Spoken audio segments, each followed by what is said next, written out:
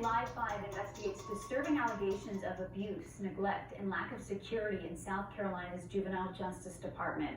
Kids say they aren't safe.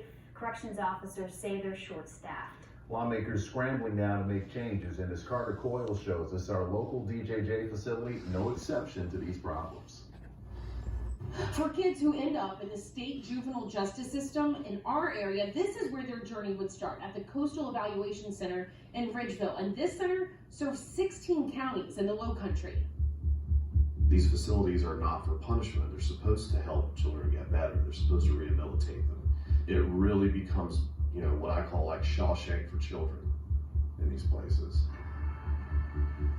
Charleston attorney Daniel Bull says one of his clients was brutally attacked by other kids inside Coastal Evaluation Center and wasn't found for 30 minutes. He was exhibiting symptoms of someone with a serious head injury, throwing up. He was bleeding out of his ears. I'm not a doctor, but to me, those are things I just recognize as a layperson are indicative of a serious head injury. In that particular case, who was responsible and how could it have been prevented? DJJ is responsible for the safety of the children in its custody, period. It became apparent to me that they were chronically understaffed and that the staff was poorly trained. They didn't call an ambulance. They put him in a van, in their own van, and drove him in shackles. He says Coastal staff took the boy to Somerville Medical Center and they life-flighted him to MUSC Children's for serious head trauma and a fractured skull. The case settled for $240,000, but he still has several other cases pending against DJJ. Every kid I've represented who is either gravely injured, sexually assaulted, or stuck in isolation for weeks on end, there is no dollar amount that they want. They would prefer to have a time machine and go back and unlive it.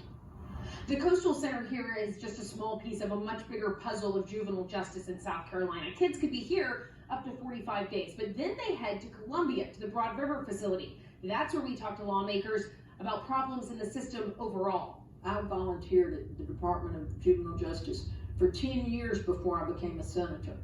I've seen it good and I've seen it terrible. This is terrible. This is the worst I've ever seen it in 20 years. Senator Katrina Shealy has a couch in her office upholstered by DJJ offenders from back when she says the inmates learned a trade like woodworking or welding. They're not doing any of that now. Those children are leaving without a trade, and it's a no-win situation for the juveniles and the correction officers. And if we don't fix it, we're just waiting on something bad to happen. And is that what it's going to take? I hope not. Shealy's one of several senators who sat in on the April hearings that exposed turmoil inside DJJ. But some of the audit allegations are nothing new, such as DJJ using isolation rooms as punishment. This report said that on many days, more than 20% of kids were in segregation. One child described isolation: painted windows blocking the sunlight, no school or cafeteria time, and no socialization. He said after 23 days, quote, "Being in lockup makes me feel suicidal because I'm claustrophobic." They never were set up to provide the mental health treatment that these youth need. Beth Franco leads Disability Rights South Carolina and estimates at least 10 to 15% of the kids at Broad River have serious mental health conditions. As a parent, if I had a child suffering with a mental illness and I knew my child needed treatment and appropriate placement, I would not want my child to be at the juvenile justice facility. These kids are being traumatized even more.